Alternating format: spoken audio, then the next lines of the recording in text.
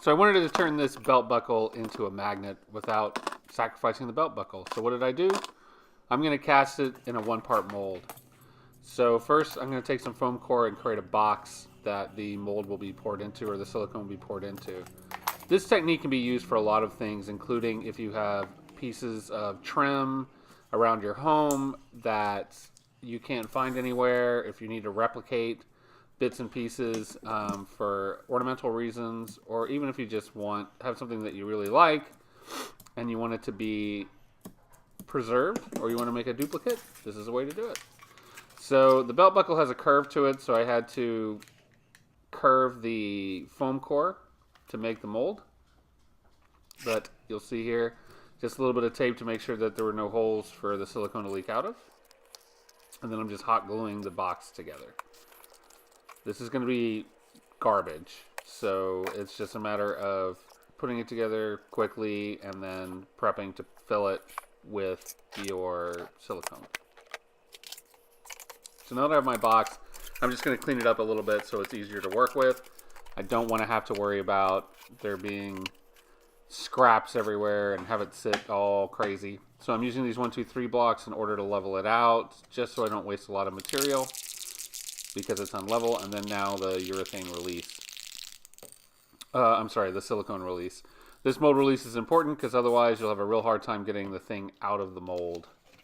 So this is Smooth On. It's a 2-part product. It's a 1-to-1 ratio. You can get this pretty much anywhere. I bought mine off of Amazon, but you can purchase it, I believe, at Michael's and other craft stores. Really easy to come by. These measuring cups are super handy when it comes to pouring the right sizes. So I suggest picking up some of those. And then you just want to stir it up until it becomes a consistent color. And you see it's turning that nice purple. So then you just want to pour in enough to make sure that it's filled to an appropriate depth. So that if you can see there, you can still see the belt buckle kind of faintly in the silicone, which means I have not used enough silicone yet. I'm just moving it around to make sure that that is the case and it's not going to settle and be enough. Little touch with the stick tells me, no, I need to add more silicone, so I mix up some more and just add it in. So now there's plenty of silicone in order for it to make a mold. Very easy to pour in, very easy to use, not a lot of fumes, just super simple.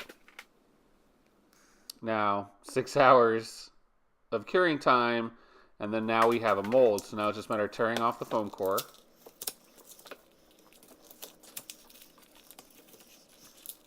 Lots of tearing off of the foam core. Lots of tearing off of the foam core. And then you can see that I had some seepage, so it wasn't perfect. That doesn't affect the outcome of the mold. I just have to do some cleanup. And after the cleanup, it just sucks right out. Belt buckle's fine. But there I've got my my perfect mold. So because it's curved, because of the belt buckle being curved, I put some scrap wood underneath it to level it out. So it's going to distort it slightly, but not enough where you're going to notice. And there's pouring in some mold release, and now I'm going to mix up some resin. Now this, you want to wear a respirator, and you want to be in a well-ventilated space. It's going to put off a pretty intense smell that can kind of knock you over.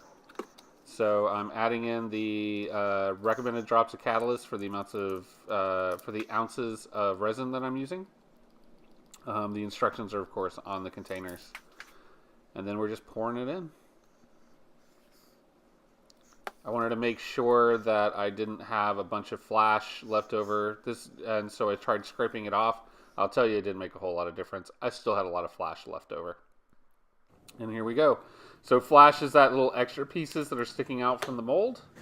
So you can see I've got a pretty good crystal clear skull with the exception of some of the flash.